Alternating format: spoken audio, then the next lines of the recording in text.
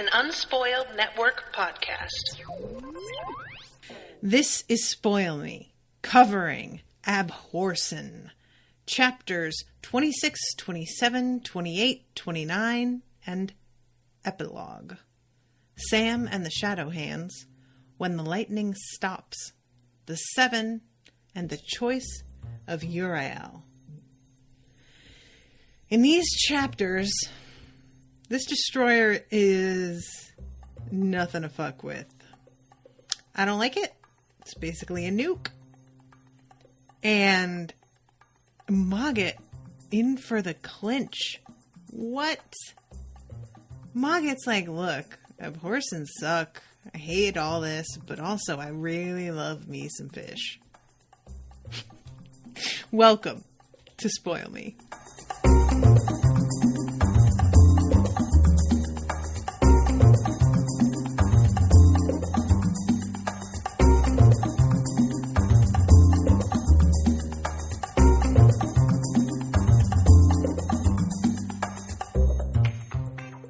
Welcome to the show, everybody. I am Natasha. Thank you so much to Abbey for commissioning this episode. Abbey and Laura are both in the chat. Now, before we get started, just yesterday, exactly on time, so well done, Rosalie, I got this package in the mail. And it has a little card that says, open for the final Abhorsen. So, here we go. I did not open it. I was a good girl. I'm glad I read the envelope first. I very nearly didn't. Let's see. Ooh. Oh, this is a neat card. Oh, guys. Okay, so this card, it looks like a writing in like sort of magical-ish looking language. And it's a page that's been torn apart and reassembled. And then there is the, what looks like a little dog statue drawn over it. And that is really cool. It's Disreputable Dog. She designed this herself. This is neat. Okay. Hi, Natasha. This was meant to be a Christmas gift, but here we are in January, so happy early Valentine's, I guess. You inspired me to stitch this when we first met the Disreputable Dog, and you enjoyed this version of her name so much. Thank you for reading these books and sharing the joy with us. Love, Rosalie. Oh, boy. It's a stitched thing. That's fun. All right, let's see. Doop, doop, doop. I love this little ribbon.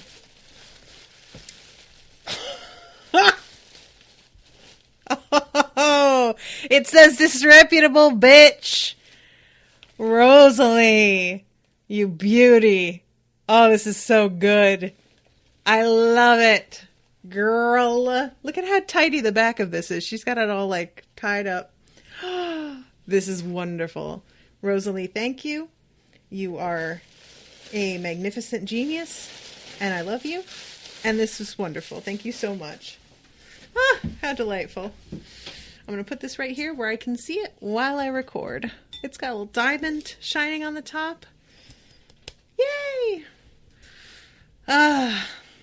Abby says, this makes it so much sadder she couldn't be here for this recording. Yeah, right? I'm sorry, Rosalie, but you're here in spirit. You're here with your stitching. So thank you. That's really cool. She's what do they call it? The builder type magician, right? All right. Thank you very much, Rosalie. That's really cute. I love it. So, wall maker. Thank you, Abby. Yeah, she's a wall maker, and by her magics, she is here anyway. Okay, so chapter 26, Sam and the Shadow Hands. Sam is out here trying to manage this shit. I'm going to adjust my mic. Forgive me, everybody. I had it pushed back so that I could open that. I'm sure that was very loud. I'm sorry. Guys, I can't handle Sam trying to do shit on his own. Like, and I'm not trying to throw shade at him because he's obviously very competent at the shit that he is good at. But when he gets put in the position of having to play Abhorsen, I don't like it. Like, it gives me bad anxiety and I feel very protective of him, even though he annoys me so much sometimes. I'm just still like, everybody, like, I think it's just because I remember the fucking, like, vomiting sort of terror and panic attack that he used to have regarding anything that had anything to do with Death or the Bells or, reading the books.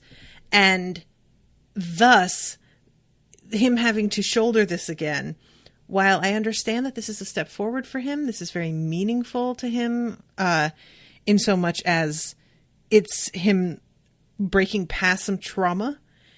Still, I don't want him to have to. Can't we all just not have to cope with our trauma? Can we all just kind of be allowed to just not grow and do better? Because man, that is just so hard. It's hard. So there are 90 or so dead hands that come out of the fog. And how many of the men are left here? However many men are left, spoiler, it's not enough. And most of them run. I won't say most of them, but a lot of them run. And it is said that more will follow soon. It's sort of this, it's something that the major is prepared for. And he's frustrated by the fact that they begin to break just as later they finally begin to win and get the upper hand. But he's also sort of resigned about it. And it's an interesting look at human nature here that I feel like a lot of authors might not have included. That just there are going to be people who just straight up desert. They just leave. And, it's not honorable and it's not bold or brave. It's just fear. And that will happen. I mean, let's face it, guys. This would be bad enough if they were all dudes who lived above the wall and knew that magic was real and had seen it would still be terrifying. But most of these guys are just our people, our ordinary, vanilla, regular ass people. And if a army, and I could easily be it's like a zombie army. It's not though. Dead hands are way more than that. They suck the it's not a simple physical death. It's nothing that can be explained oh, they're a virus and they look dead, but they're not really dead. And no, they are magical. So I'm not really mad at them for running. I can't say that if I saw one of my fellow soldiers get wrapped up in a cloud of tendrils of black shadow and have his life sucked out of him, that I wouldn't just beat it the fuck out of there, because I kind of feel like I would. And I don't even think I'd be like that, sorry. I don't think I'd look back and be like, that was a really shitty thing I did. I think I'd be like, wow, so glad I got out of there. I'd definitely be dead, So I'm fine with it. I'm not mad. So Sam was surprised to see that he'd cut the hand's legs out from under it himself, the charter marks on his sword blazing with blue-white fury. So the major shouts to him to try the pipes again. And this is such a weird thing, guys. Most of the dead hands were fresh corpses, still clad in their workers' overalls.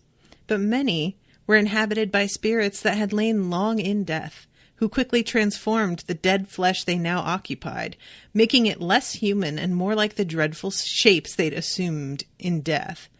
Which, that's not allowed. What? No.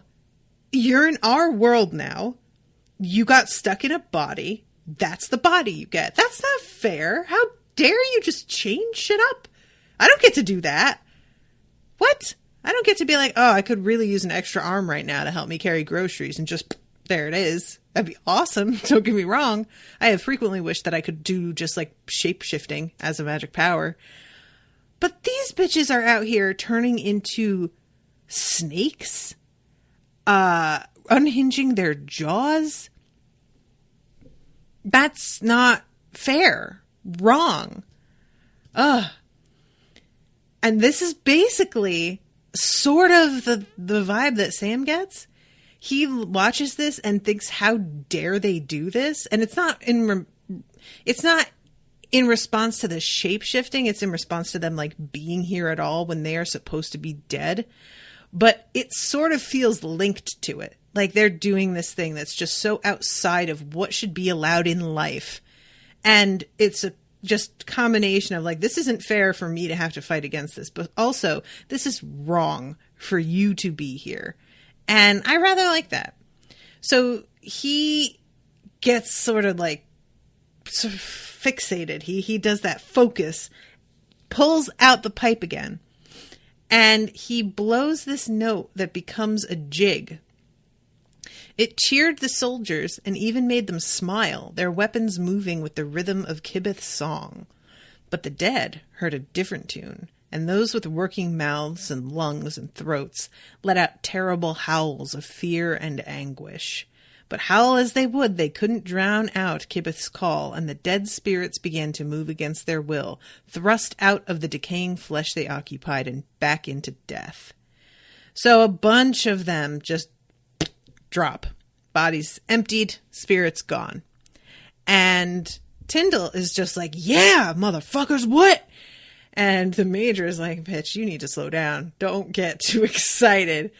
Because there are a bunch of wounded. People got really, really hurt. And then they see, it says most of the company had fled. And Green felt a pang of disappointment in what he knew would be his last command.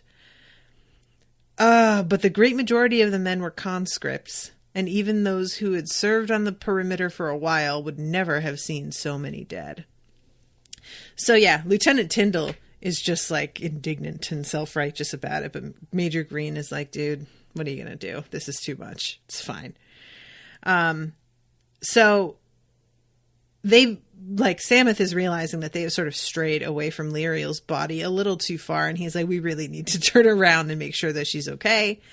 And the major is asking Sam how many more of the dead are coming, and Sam is like, it's kind of impossible to tell. He, like, Hedge must be in death and sending them out, because bodies just keep on reanimating, essentially. And Sam says, it's always better to be doing, quoting the Disreputable Dog. As he said it, he realized that he actually believed it now. He was still scared, still felt the knot of apprehension in his guts, but he knew it wouldn't stop him from doing what had to be done. It was what his parents would expect, Sam thought, but he did not dwell on that. He could not think of Sabriel and Touchstone, or he would fall apart, and he could not, must not, do that. So, I really enjoy this. I feel like this is sort of my motto.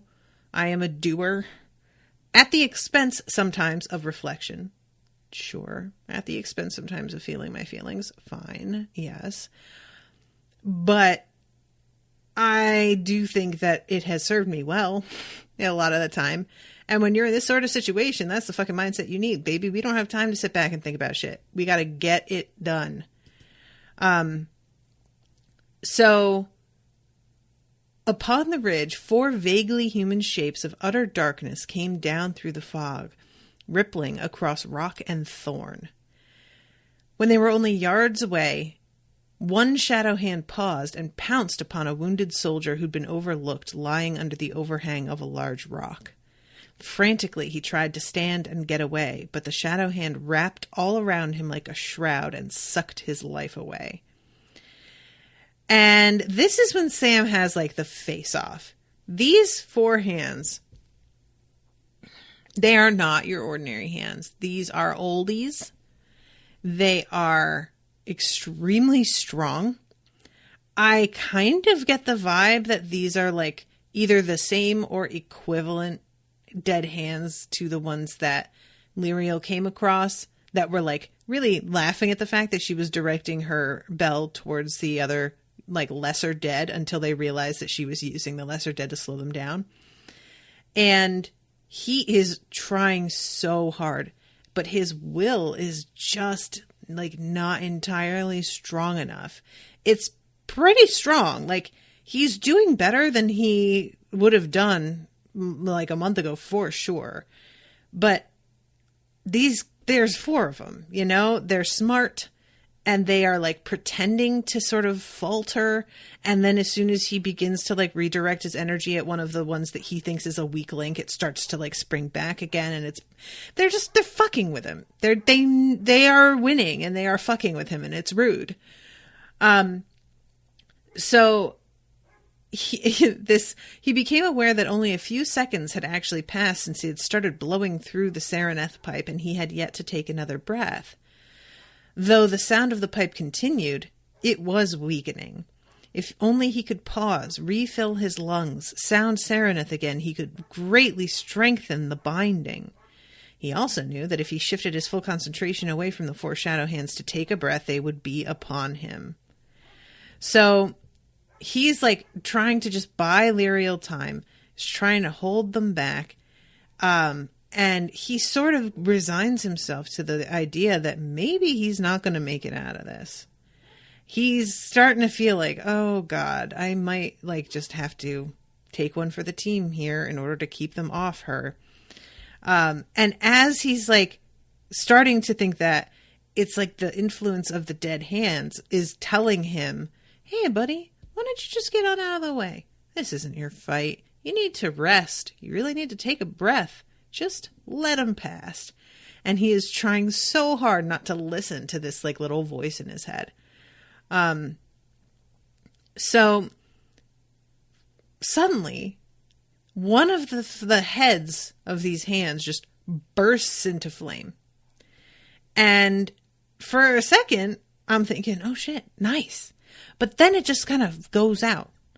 And it says another charter spell struck to no effect save to set one of the stunted trees alight with a fire rebounded off the shadowy form of the dead. Sam realized that Major Green and Lieutenant Tyndall were trying to help him with these spells, but he could spare neither thought nor breath to warn them of the uselessness of fire against such an enemy. Which, honestly, is that so sweet? These poor guys are just doing their best. They don't know it's not going to do any good. And then there's the bell. Guys, I forgot that Sabriel and Touchstone were going to be meeting up with us shortly. Like, it was weirdly, I don't know why I thought it would take longer. I think because like there's like 4 chapters left when we start this here. So I think that I expected them to show up in like the second to last chapter or even the last chapter. And so I like low-key was waiting for them to show, but also not expecting it to happen anytime soon. I think that this is a really nice undercut of an expectation and still manages to make it a surprise despite everything. Like, that's a tough thing to do. We know they're alive. We know they're heading this way and that they are like low-key aware of what exactly was going on. You would think that them showing wouldn't really like be much of anything. But I really was like, I was touched not only by the fact that they show up so much sooner than I expected, but that it is during a moment of Sam really like kind of showing his stuff, you know, and it's not necessarily that he's winning, but he is really putting up a fight. He is acquitting himself well, I suppose is the way that is said. Like, even if you don't succeed, if you don't win, you can earn people's respect. And I sort of like that they come up on him when he's in the middle of this. I feel like it looks good. I feel like he did them proud, probably, you know? And so, yeah, the bell sounds and the shadow hands like drop down to the ground and start yowling for mercy. And then they're gone. And Sam just falls to his knees and looks over and he sees 3 paper wings. And he is just like, what? How is this?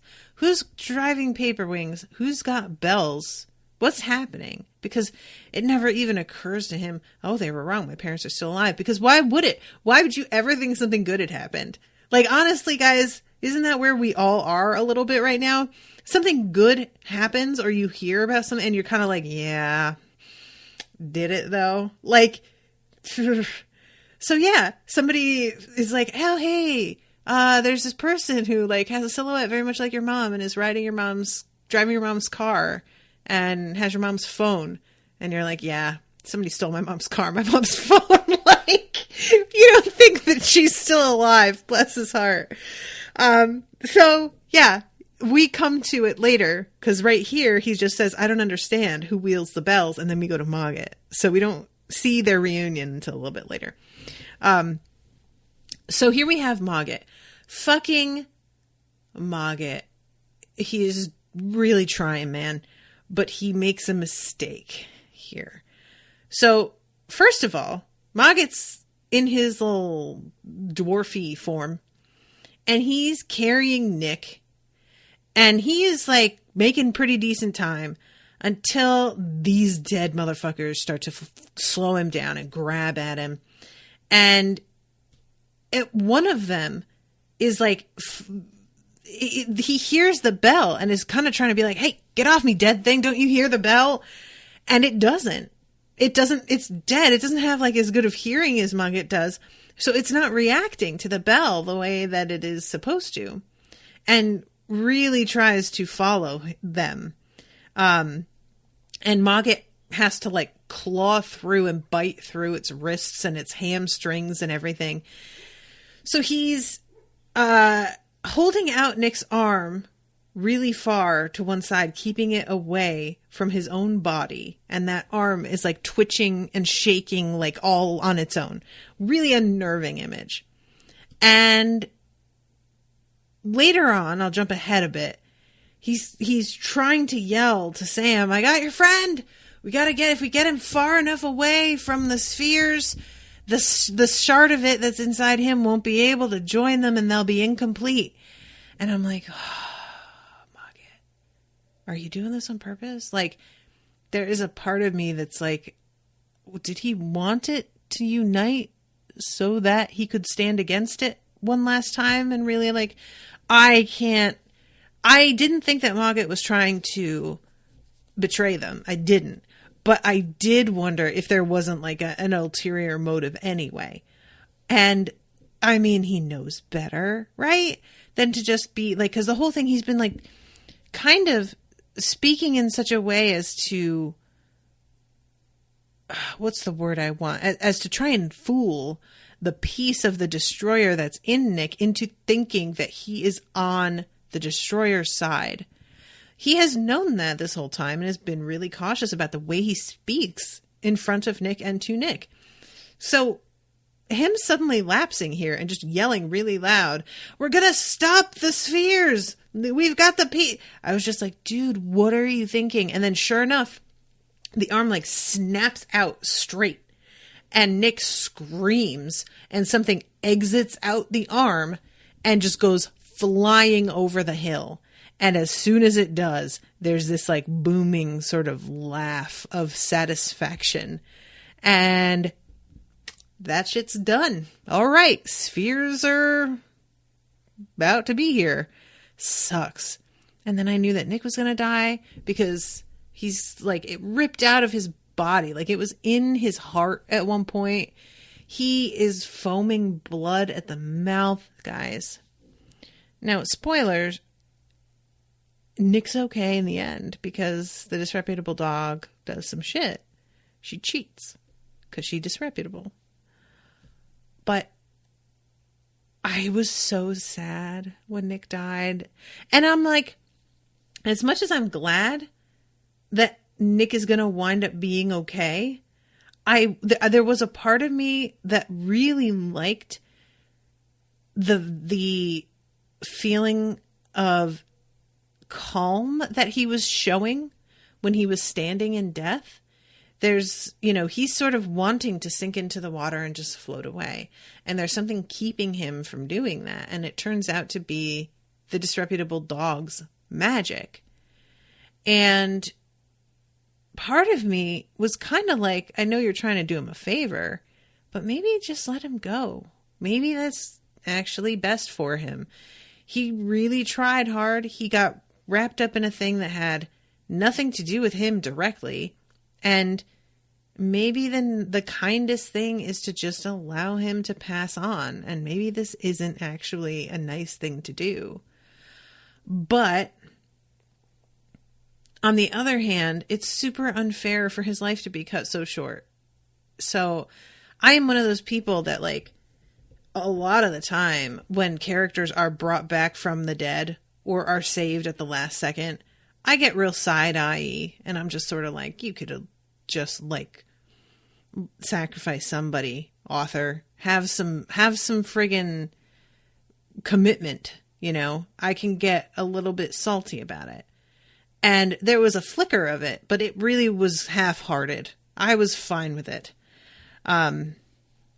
It's just one of those things that I feel like it can sometimes be a real, like, it's not just that it's the author, I think, pulling punches, but also when they want to manipulate you, they can, like, be like, oh yeah, they're dead. And then get, like, wring an emotion out of you and then sort of take it back, which feels to me really cheap. Like, you know, but because of the fact that it was handled the way it is, where it's not just like Nick dies. We know he's dead. People see him die. They're very sad. The disreputable dog comes over, barks, and all of a sudden Nick comes back to life. That would have been really irritating. But instead, Nick is chilling in death. And we see him, like, talk to the disreputable dog. And we see, like, his feelings about it all, you know? And because of that, it doesn't seem as trite, I guess. Yeah, Laura used the word trite. So, yeah. In short, I approve. I just, like, Nick being okay was really such a weird priority for me. And I'm satisfied. I will say that. So we go to 27. And this is when Sameth sees that those are his parents. And he begins to cry and laugh, which is 100% correct. Like, that's what I think would happen. Like, if I had an experience like this where I was, like, you know, certain, for example, if all of a sudden it turned out that my dad was actually alive, well, it's been years, so I'd be pissed. It would be a whole different situation. But I can absolutely see a sort of, like, a joy mixed with, like, disbelief that causes a laugh because it's that surprise as well. And he sees his sister as well as two of the Claire. And this is the blood that Lirael had been worried they would not have in order to bind the destroyer once they needed to get on it. So the lightning beyond the ridge has stopped. And poor Sam, who has for a moment been filled with unbelievable joy at seeing his parents, he turns around and sees that the lightning stopped and is like, oh, fuck. Right. And guys, something was coming down from the ridge, a shape that seemed to have too many arms, an awful silhouette backlit by the blood-red glow from behind the ridge. Whatever this was didn't seem to be dead, or at least he couldn't sense it. Then the thing shouted with the voice of Mogget. And this is when the fucking shard goes together, and poor Nick's screaming no as it comes out of him. That really got to me because, like, he made a promise that he was going to do everything he could to keep this from happening. And there is nothing he could have done, Nick. It's not your fault, but it feels like he failed, you know? And I just really, poor Nick. And Sameth tries to use healing magic and it just slides right off him.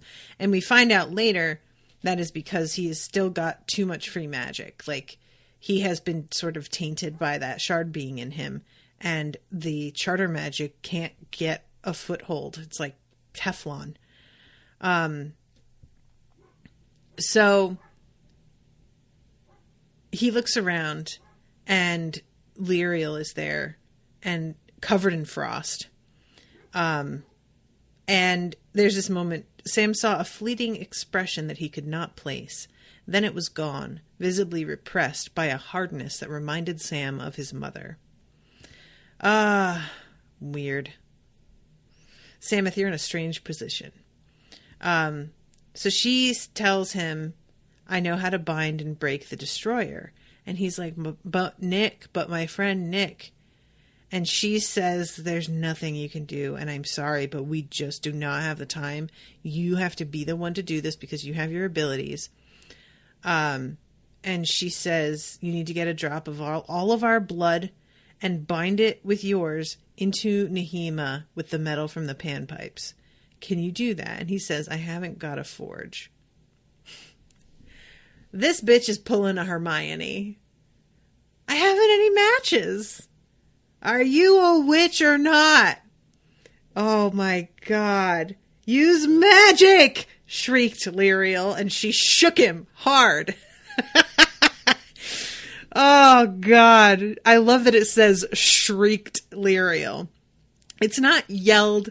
It's not said. It's not urged. It's shrieked.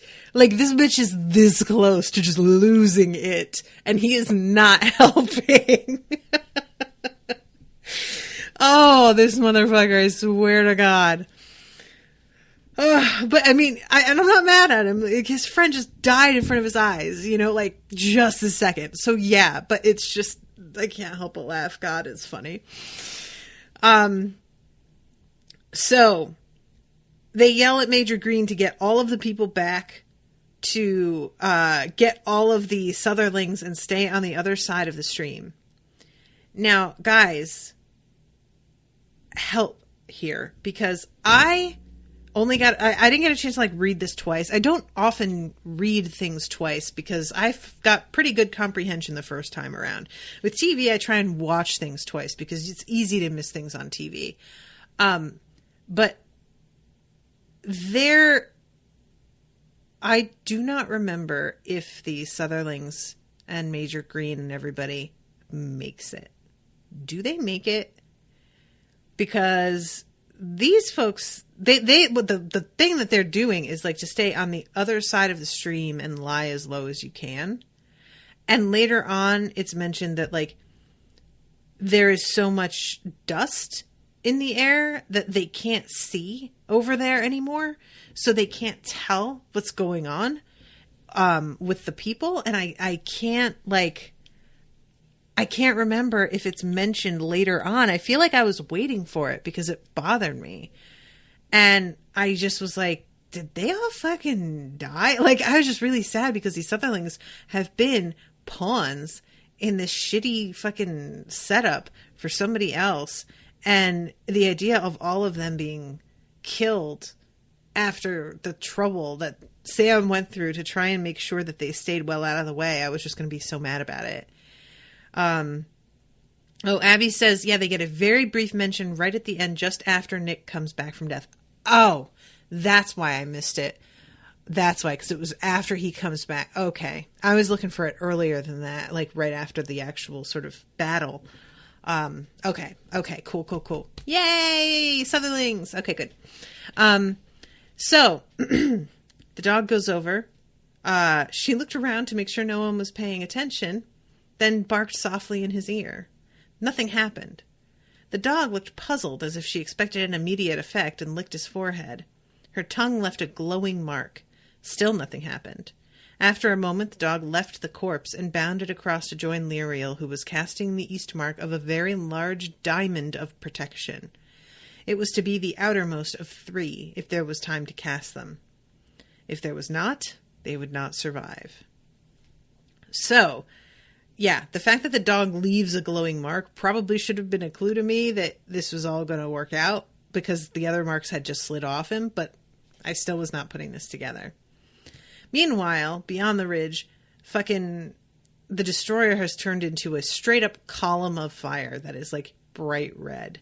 I gotta mention, guys, the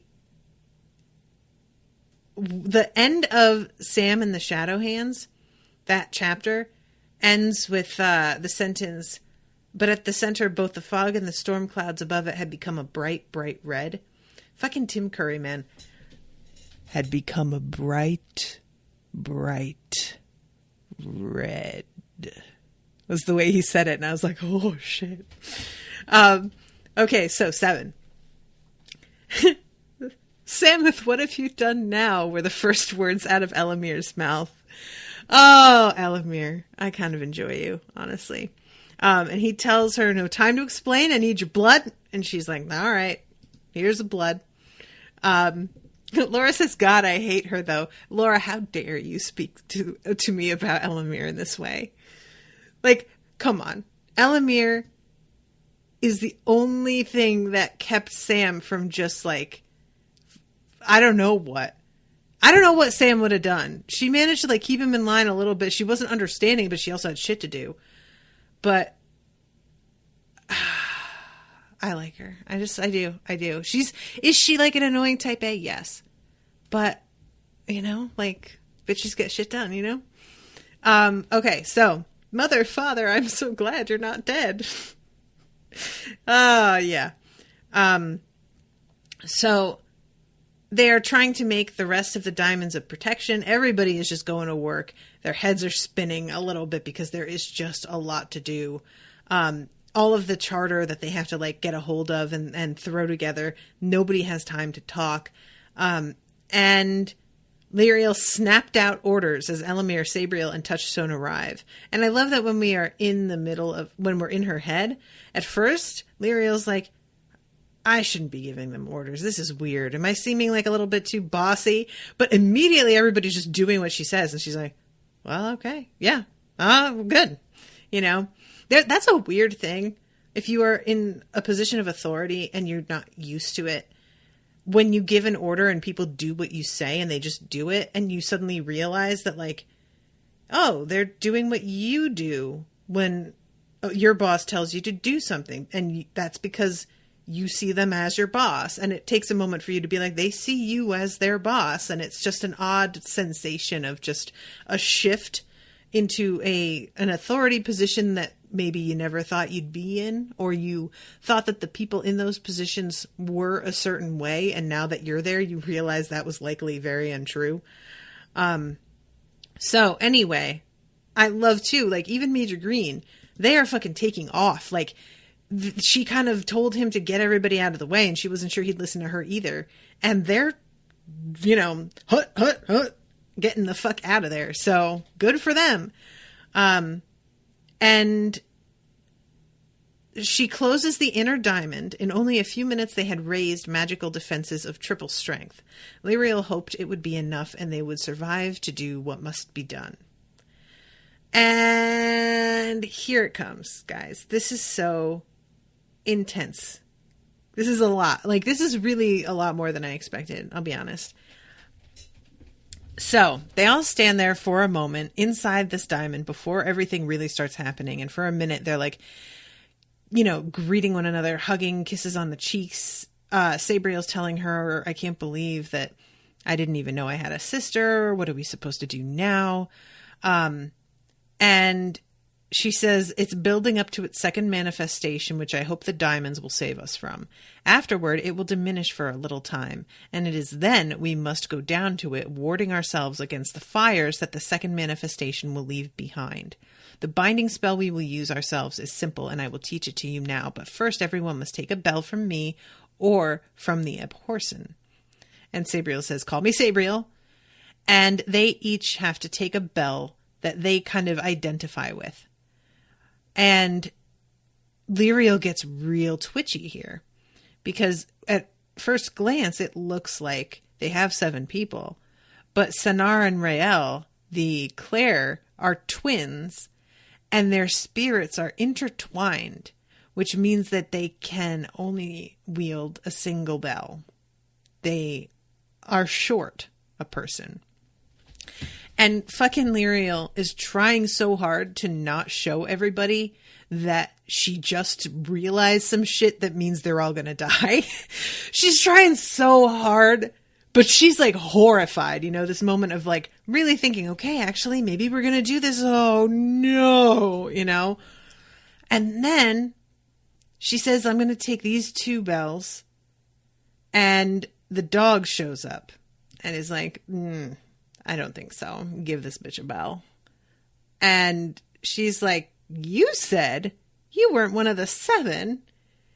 And the dog is like, yeah, hi, a disreputable. I feel like I was really open about that. That's literally my name. I lied. I lie a lot. I did it again with somebody else earlier. I do it. What are you going to do? I'm going to cheat later, pull somebody out of death. I'm so wacky. This fucking dog. This dog is just doing what it feels like. I'm only what's left of Kibeth in a roundabout hand-me-down sort of way. Not quite the same, but I'll stand against the destroyer. Is anybody else absolutely dying to know what the fuck it means to be what's left in a roundabout hand-me-down sort of way? What's that mean? Because this is written in such a way that I have no doubt the author knows what he means. Like, the author has this figured out somewhere on a piece of paper, has written out this whole side story all about the dog's origin and where, everything about it. But we don't get it. And I want it. I want to know. Tell me. So, the dog takes the bell. And I should have known too, because the dog does that barking that like causes Nick to walk earlier, right? Isn't that the effect that she has? So I should have realized that that was like, a power that was related to one of the bells. I didn't even like really think about it. I just figured, oh, magic, But yeah, obviously I should have figured this out. And Lirael gets pretty emotional here, and gives the dog a big hug, hands over the bell, and says that Sam's making the sword that she needs to use once it's bound. How long will it take? Asked Elamir. I don't know, whispered Lirael. They stood and waited, anxious seconds stretching out awfully into minutes as Sam called forth his charter marks and Oranus rumbled beyond the ridge, both of them building very different spells. So this is really like one of those, the silence here and the waiting is excruciating. Like, I would hate this. I would vomit. The anxiety, like, forget it. Vomit. Absolutely. And Sam finally stands up and everybody sort of like jumps because he moves really suddenly. And it's just like, oh God, they're all so on edge. A river of molten gold and silver flame fell from his outstretched hands down upon Lirael's bloody sword and the panpipes, which he'd separated into individual tubes and laid along the length of the silvered blade. Moments later, the destroyer flashed brighter and the ground rumbled beneath their feet. "Look away and close your eyes," screamed Lirael. So behind her, the silver globe climbs up into the sky and grows brighter than the sun had ever been, hovered, then sinks back down out of sight. 9 seconds passed, and then comes this explosion. A blast of white-hot fury that annihilated everything in the Loch Valley. The mill and the railway were vaporized in the first flash. The loch boiled dry an instant later, sending a vast cloud of superheated steam roaring to the sky. Rocks melted. Trees became ash. The birds and fishes simply disappeared. The lightning rods flashed into molten metal that was hurled high into the air to fall back as deadly rain. Wow.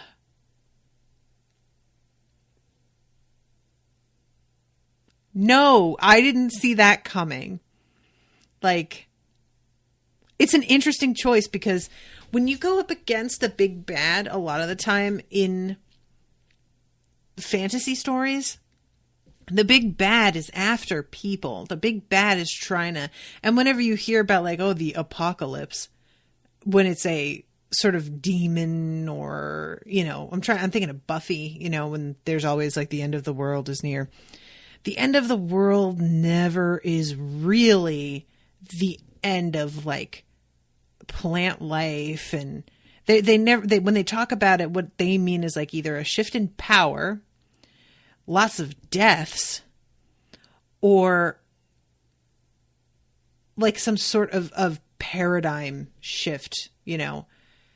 It's always the sort of thing that would be, of course, extremely traumatic, but there is really rarely a physical change to the actual landscape of the world that not only is this enormous, but cannot be undone. Like, they wind up taking down Uranus finally, and that doesn't matter. This isn't fixed. Shit isn't like back to life again, right? Like, unless I misunderstand, this area is now blighted, dead in a way that no desert is actually dead. This is a weird fucking ground zero sort of. I mean, I wouldn't be surprised if the mark of the free magic of this explosion causes nothing to be able to grow in the future. Like, I could see this being the sort of thing that takes, it reminds me of, there's a, in Iron Druid, in one of the first books, he uses he like is disconnected from his magic, or something something is done to him. And he is a druid and he can pull magic from the earth. And in order to get the magic that he needs to go up against this one person who is a god, he has to suck the life out of the ground for like a square mile. And it really fucks him up that he had to do that, because he's a druid and you know, worships life and growing things. And he killed like this huge patch of land and ecosystem. And what he has to do is slowly every day, like, go back and use magic to like replenish what he took and sort of like fertilize it using his magic. So maybe that could work if there's like enough people involved with fixing this area. But I mean, I wouldn't be too surprised if people were just like, yeah, you know, like maybe I could fix it, but I'd really rather not go over there. Thanks. No thanks. I'm not sure I would want to do it. You know, it's like there are places that just got bad vibes, and I feel like I don't bring that shit home with me. And I wouldn't be too mad at people who felt like they would just rather leave well enough alone. And yeah, it's a shame, but how about we all just leave it by itself and don't fucking try and poke and prod it. And, you know, I don't know. I'll be very interested, because I think that the next book has started to be commissioned, if I'm not mistaken. I don't know how the timing works, if the next book is like a prequel or if it's following up to this one. But if this is still a focal point in the story, I'll be really interested to see how this is dealt with, if at all. You know, I don't know what that looks like, but so the blast sheared the top of the ridge completely off. Anything left that could burn did. The outermost diamond of protection took what was left of the blast after it destroyed the protective earth of the hill. The magical defense flared for an instant, then was gone. The second diamond had the hot wind and the steam that could strip flesh from bone. It lasted only seconds till it too gave way. Hi, I would like to remind you, it just said steam that could strip flesh from bone.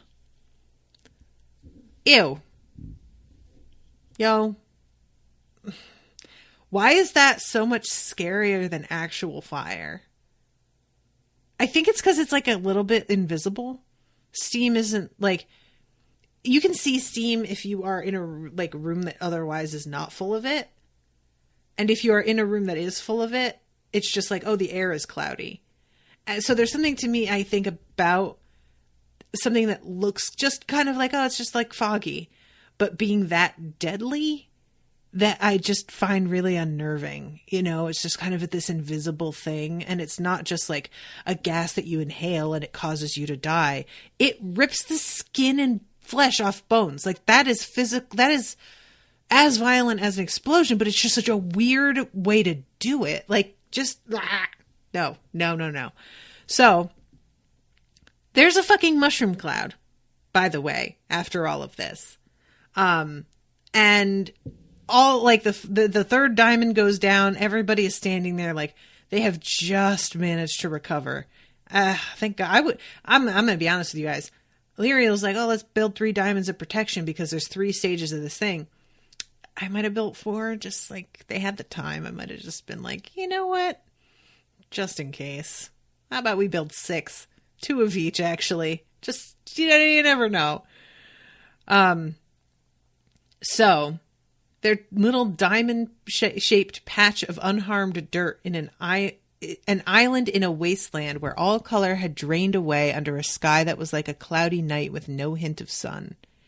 So she tells everybody to protect themselves against the heat. And she is like kind of continuing to be businesslike because when she looked into the past in the mirror, she saw this already. But everybody else is for a moment just completely taken aback at the destruction around them.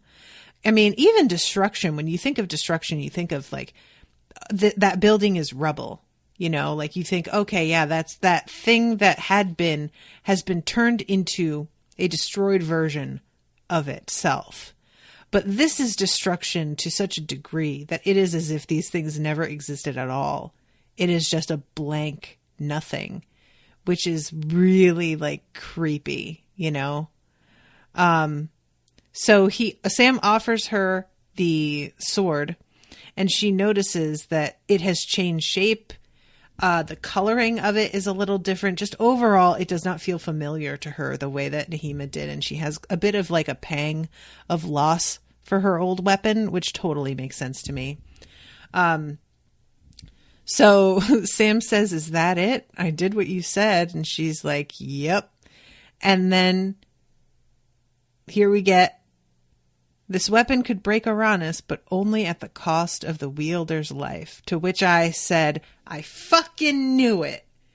Now, it turns out, okay. But for a minute, I was like, well, damn.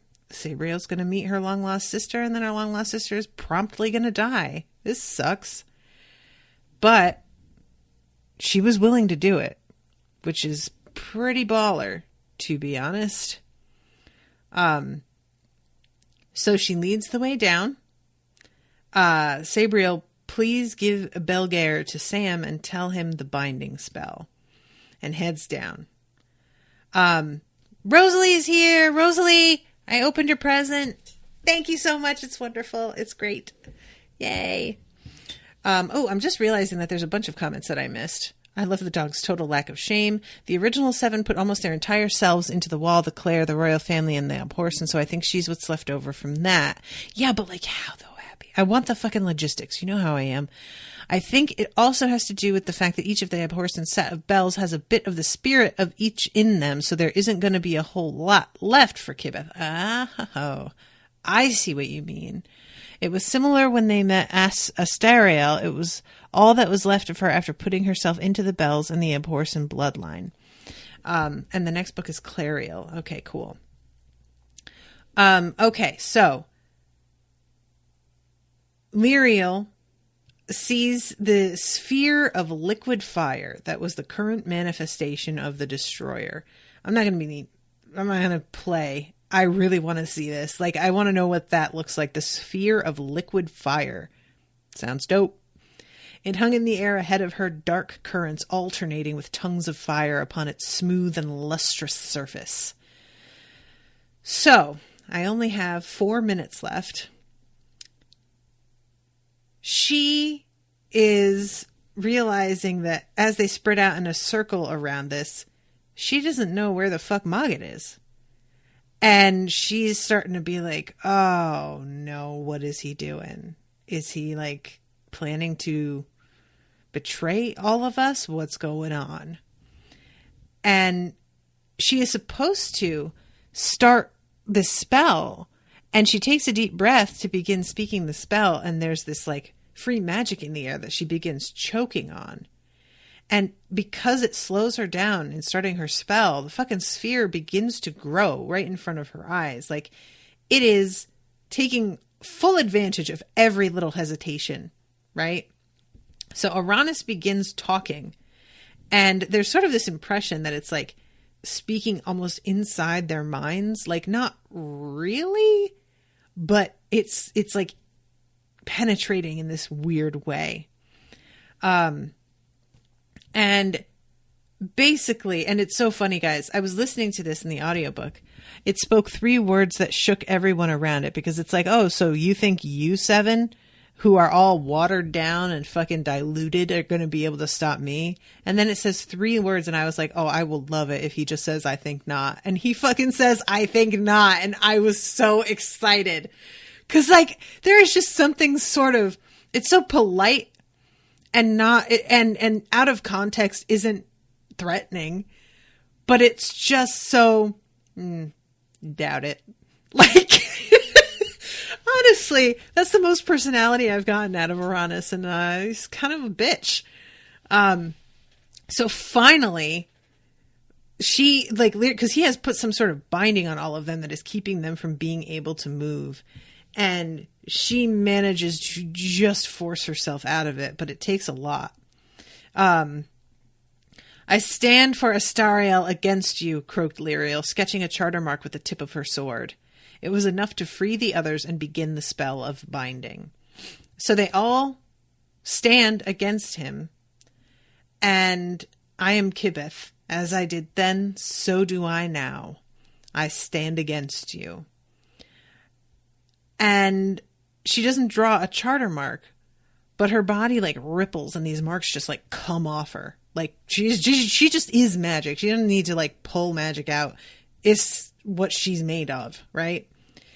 And then they begin singing, which is like kind of cool. It makes sense. Like the bells are this sound that controls things. It makes total sense that what's going to bind Uranus is also a sound, a song. I really like the idea of sound having this kind of power, you know, because it's like when you see things in, like, for example, Harry Potter, they flick their wand, they have to move in a certain way, but they also have to like say certain words, and those words are just sounds. So can you have the power without the meaning of the word itself that us humans get all attached to?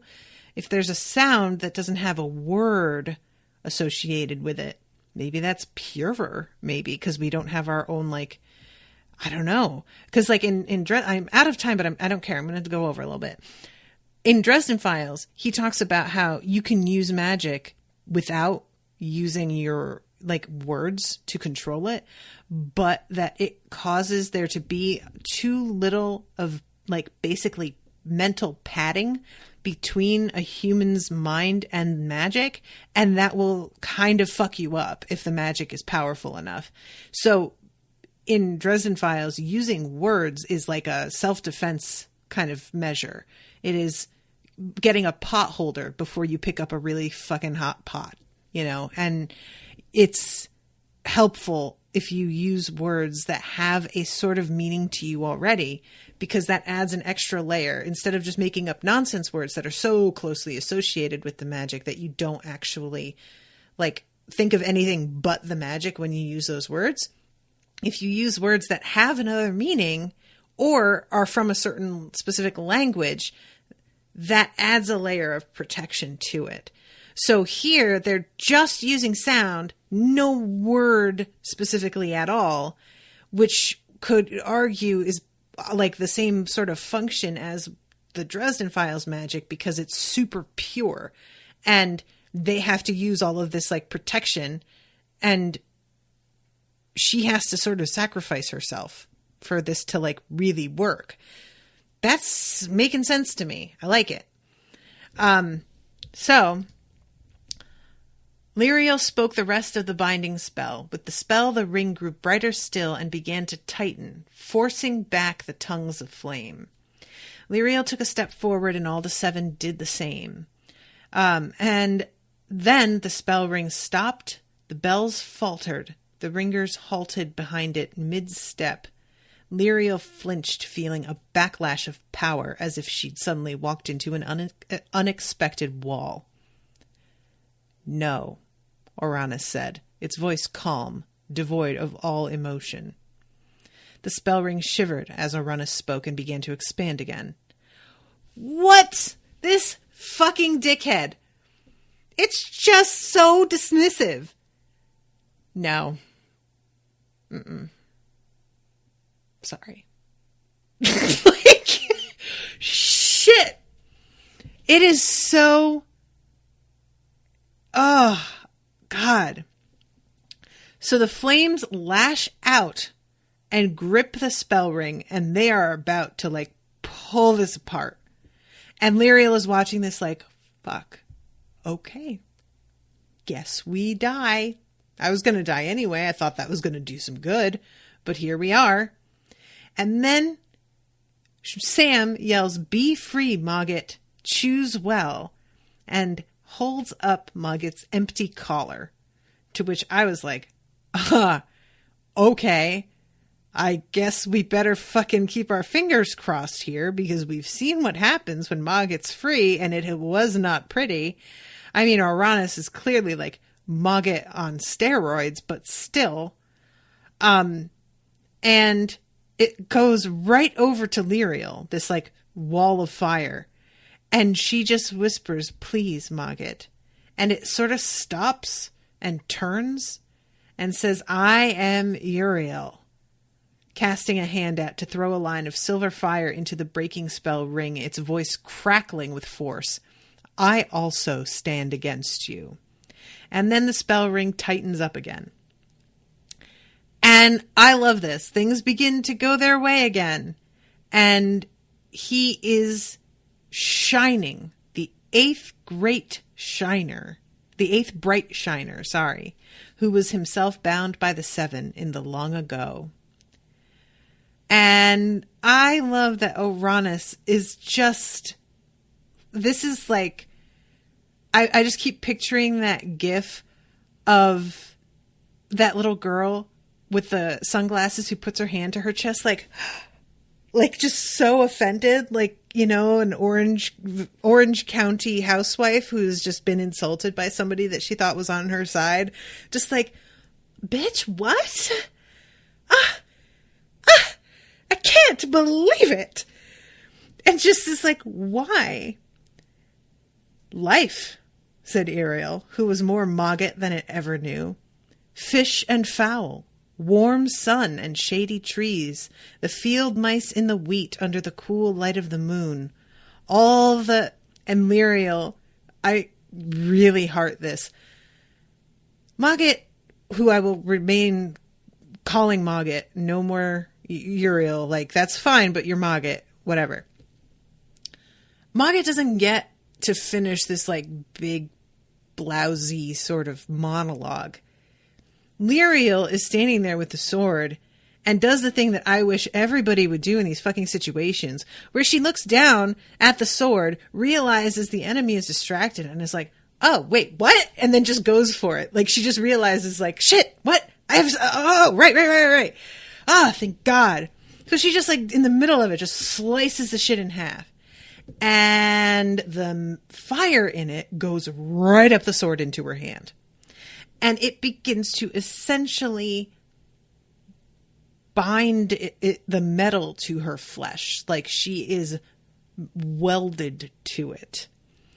And it's so awful because she screams "dog" in the way that I feel like you or I would scream "mom."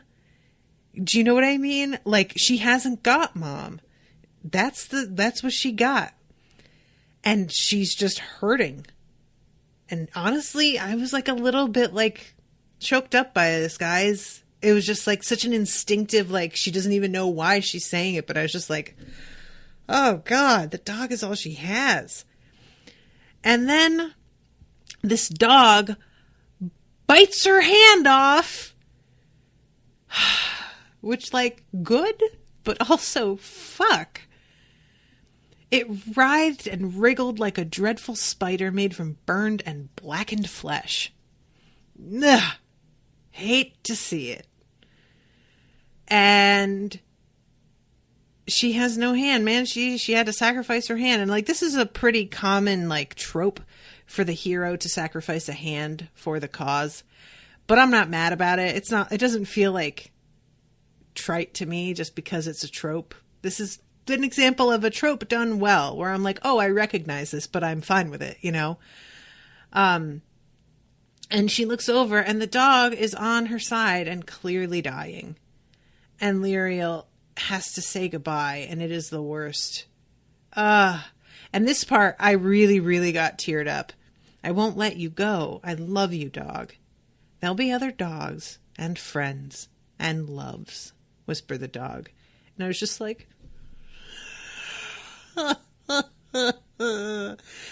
oh, shut up. Stop it. I hate feeling things. It's so inconvenient. But my time with you has passed. Goodbye, Lirael. And then she was gone, and Lirael was left bowed over a small soapstone statue of a dog.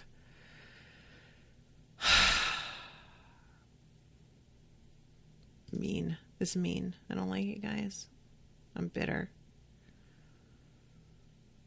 Sam found Lirael a moment later, curled up in the ash, the carving of the dog nestled in the crook of her handless arm.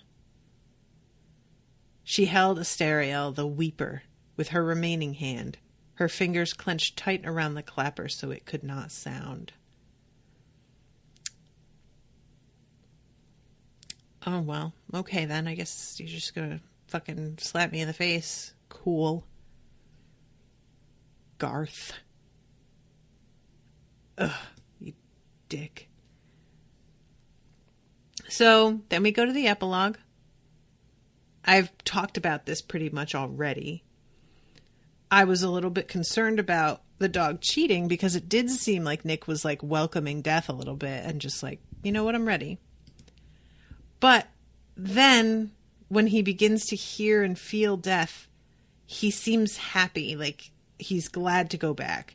And part of me was like, why are you glad to go back? You know that you are on the verge of death right now. Like, your body is a bunch of sticks. You need a hamburger. You need a bed. You need a fucking week with Netflix and some ginger ale. You need some Canada Dry, kids. But he'll get better. It's just, oof, some suffering in the meantime. And he wakes up in the diamond of protection, in the only spot where there's like still earth and grass. Oh, right. And this is when he says, Sutherlings followed the soldiers, their just scrubbed hats and scarves, bright blue, the only color in the wasteland. And I love that Mogget sniffs Nicholas and can totally tell that the disreputable dog is like the one that saved him and cheated.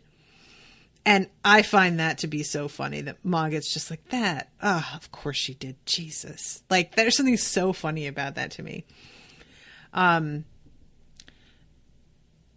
Nick managed to stand and wave, and in the space of that tiny movement, its startled response, he had time to wonder what all the future held and think that it would be much brighter than the past. The disreputable dog sat with her head cocked to one side for several minutes, her wise old eyes seeing much more than the river, her sharp ears hearing much more than just the gurgle of the current. After a while, a small, enormously satisfied rumble sounded from deep in her chest. She got up, grew her legs longer to get her body out of the water, and shook herself dry. Then she wandered off, following a zigzag path along the border between life and death, her tail wagging so hard the tip of it beat the river into a froth behind her. And that is the end of the book. I am way over time. You're welcome. This was a really good book. I liked it a lot. And I'm really sad. And also, I'm really happy, but I'm mostly sad right now. I'm sad. I was sad. Everybody in the chat says they're crying. The dedication of the second book, Lirael, includes, and to the memory of Beatenix, the original disreputable dog. Or Bitenix, I'm not sure how to say that. Oh, so he lost a dog, and he dedicated, that's even sweeter. Guys. His surname is Nix, so I guess Bitenix. Oh my god, that's funny. Nix is a pretty good last name to just kind of throw into other names to like make it a weird name. That's kind of fun. I like that. All right. Well, guys, thank you very much for hanging out with me. And thank you so much to Abby for commissioning this. This was a lot of fun. Thank you again very much to Rosalie for sending me my disreputable bitch stitch, which I really want to hold this up and like be like, she did a lovely job, guys. Like, look at that. That is good shit. I love these colors. It's my jam. So yeah, thank you so much for all of that, Rosalie, for all that effort. And I'll be seeing you all again soon with a new book. Stay tuned. Toodaloo, motherfuckers.